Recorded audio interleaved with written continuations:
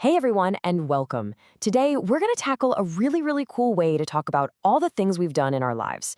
It's called the present perfect tense. And trust me, by the end of this, you're going to be using it like it's second nature. So let's just jump right in with a question you might hear all the time. Have you ever eaten bakso?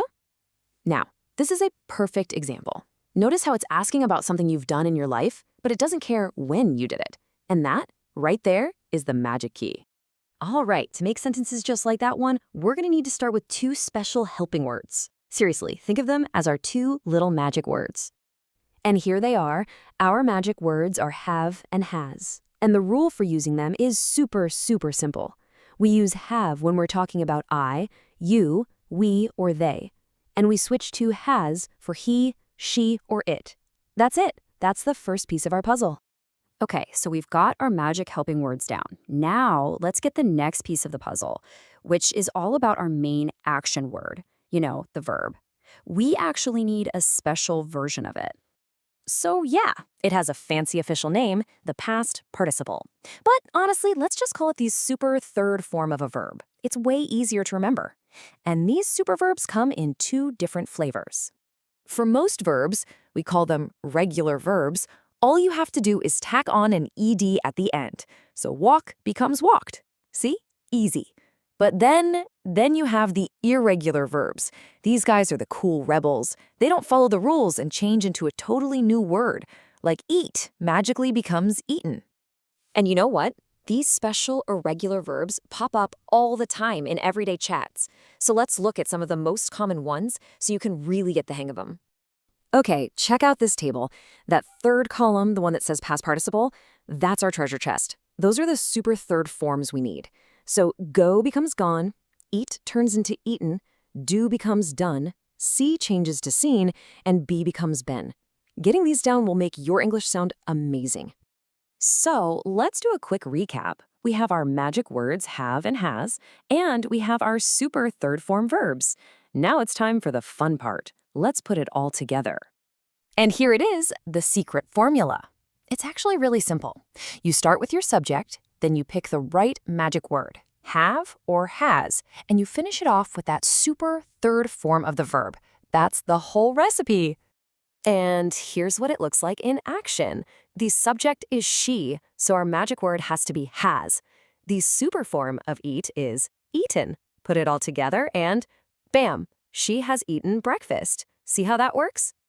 Awesome! So we know how to build the sentence. But now for the million-dollar question. When do we actually use this thing in real life? Well, there are two main times this is going to be your best friend. First, for something that happened in the past, but the exact time isn't important. If you say, I have seen that movie, you're just saying you've had that experience. And second, you use it for something that started in the past but is still happening right now. Like, we have lived here for 2 years, which means we still live here today. All right, you've got the theory down, which is awesome.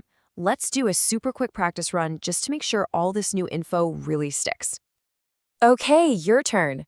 So imagine these kids just got all their homework done. How would you say that using our secret formula? The subject is they, and the verb is finish. What do you think? Yes, that's it. They have finished their homework. You got it.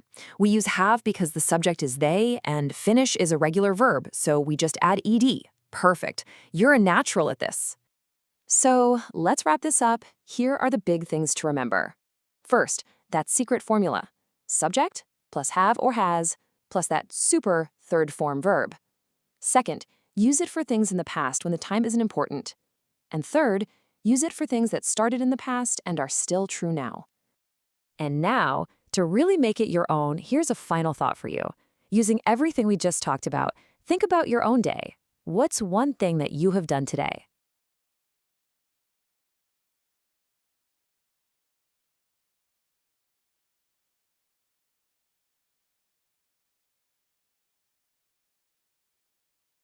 Udah siap buat petualangan seru melintasi waktu? Hari ini, kita semua bakal jadi detektif waktu loh. Tugas kita, memecahkan misteri bahasa yang seru banget. Nah, ini dia teka-teki pertama kita. Gimana ya caranya ngomongin sesuatu yang udah terjadi, tapi kita nggak tahu kapan persisnya? Tenang aja, setiap detektif waktu yang hebat pasti punya alat rahasia buat ngecahin kasus kayak gini. Dan inilah dia alat rahasia kita, namanya Present Perfect. Ini emang bukan mesin waktu sih, tapi ini tuh cara ngomong yang super keren yang bisa nyambungin masa lalu sama masa sekarang. Oke, sekarang pertanyaannya, gimana cara pakainya alat canggih ini?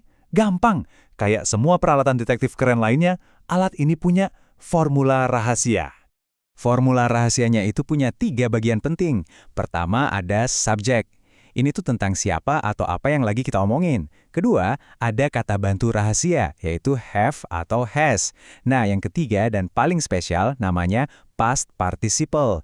Gampangnya, ini bentuk ketiga dari sebuah kata kerja. Yuk, kita bahas kata bantu rahasianya, have dan has. Anggap aja have dan has ini kayak kunci. Subjeknya itu gemboknya. Jadi, kuncinya harus pas sama gemboknya, biar formula kita berhasil. Nah, milih kuncinya gampang banget kok. Kalau subjeknya itu I, you, we, atau they, kita pakai have.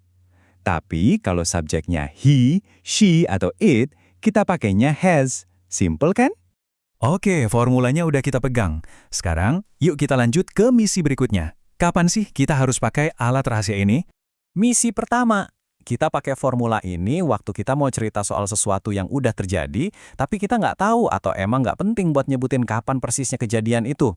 Jadi yang penting itu aksinya, bukan kapannya. Contohnya gini nih, I have been to Australia. Artinya saya pernah ke Australia.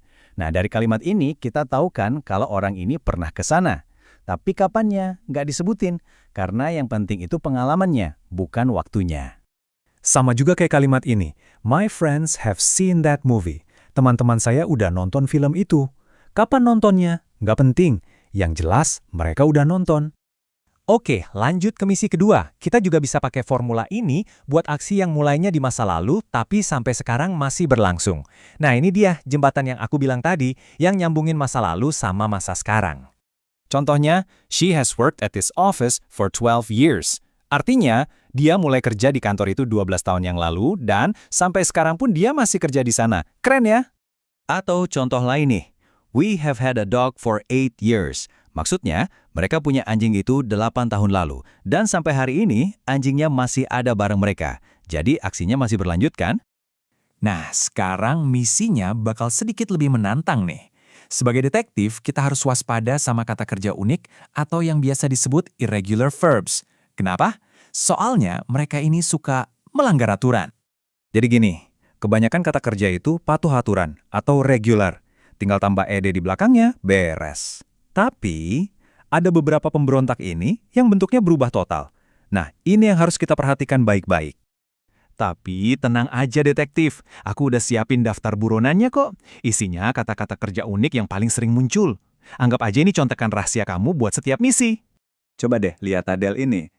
Di kolom paling kiri itu bentuk dasarnya, kayak it atau go. Nah, yang kita butuhin buat formula rahasia kita ada di kolom paling kanan, yaitu bentuk past participle-nya, kayak eaten atau gone. Coba deh, diingat-ingat ya para buronan ini. Oke, detektif, peralatan udah lengkap, contekan udah di tangan. Sekarang, waktunya buat misi pertama kamu. Yuk, kita tes kehebatanmu. Ini dia kasus pertama. Petunjuknya, subjeknya I, terus aksinya menyelesaikan PR. Coba deh pakai formula rahasia kita tadi. Kira-kira kalimatnya jadi apa ya? Misi berhasil. Jawabannya, I have finished my homework. Betul banget. Kita pakai have karena subjeknya I. Terus kata kerjanya tinggal ditambah ed, jadi finished. Hebat kamu detektif. Oke, siap buat kasus yang sedikit lebih susah? Petunjuknya, subjeknya he, aksinya makan sarapan. Ingat ya, it itu ada di daftar buronan kita loh. Coba pikirin baik-baik kata bantu sama bentuk kata kerjanya apa ya? Betul sekali. Jawabannya, he has eaten breakfast. Kita pakai has karena subjeknya he. Dan bentuk ketiga dari it itu eaten. Wah, kamu berhasil pecahin kasusnya lagi. Luar biasa, kamu udah membuktikan diri sebagai detektif waktu yang andal. Sekarang, kamu udah punya formula rahasia buat nyambungin masa lalu sama masa sekarang. Nah, sekarang giliran kamu. Coba pikirin, pengalaman apa yang telah kamu lakukan hari ini. Coba deh, bikin kalimatmu sendiri.